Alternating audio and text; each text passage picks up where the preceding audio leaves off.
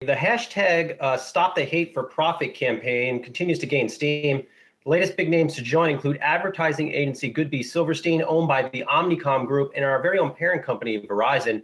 1 week ago, 6 organizations called on Facebook advertisers to stop spending money on the social media platform until it can provide a safer place to express points of view. Goodby Silverstein, whose clients include BMW, HP, PayPal, and PepsiCo, joins Unilever's Ben & Jerry's, The North Face, Patagonia, and Upwork.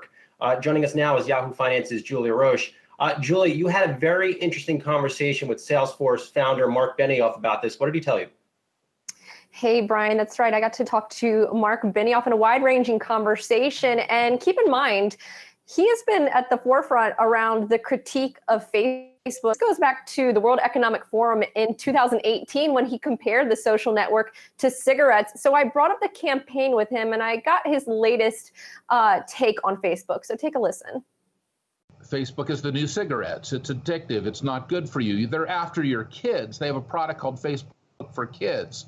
They say publicly that their highest values are not truth and trust, that they don't really care what the quality is of their content on their platform.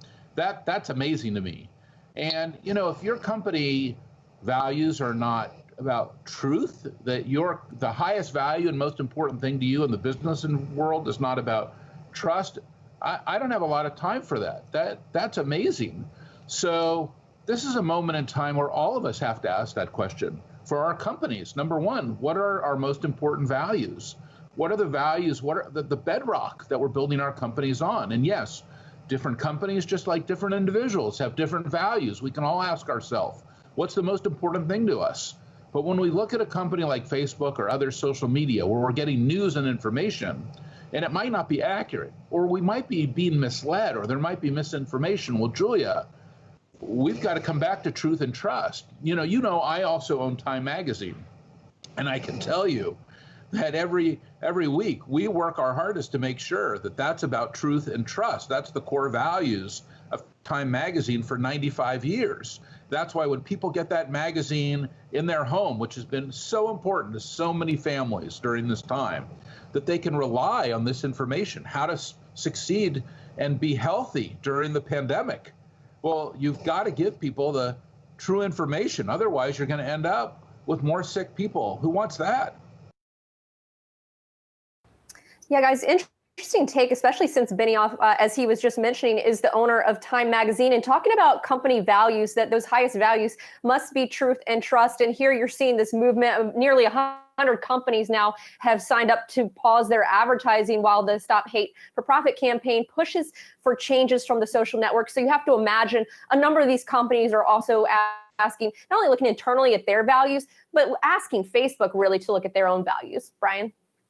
Yeah, Julia, I did want to read this statement we got from Facebook to Yahoo Finance. Quote, "We respect any brand's decision and remain focused on the important work of removing hate speech and providing critical voting information. Our conversations with marketers and civil rights organizations are about how together we can be a force for good." But Julia, when you see Marc Benioff standing up here against Facebook, you have to suspect other companies, in addition to the ones that have already taken a stand, they will follow his lead.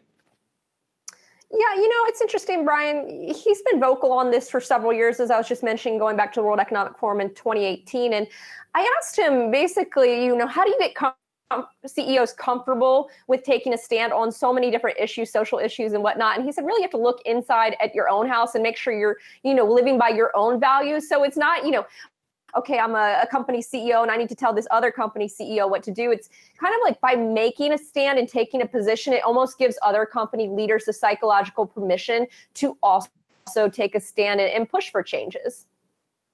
All right. Our very own Julia Roche, thanks so much. Hey investors, Zach Guzman here. Are you interested in learning more about the markets and getting the latest financial news? Well, then click right here to subscribe to our Yahoo Finance YouTube channel. Get the latest up-to-the-minute market analysis, big interviews in the world of finance, and information on how to manage your money every day wherever you are.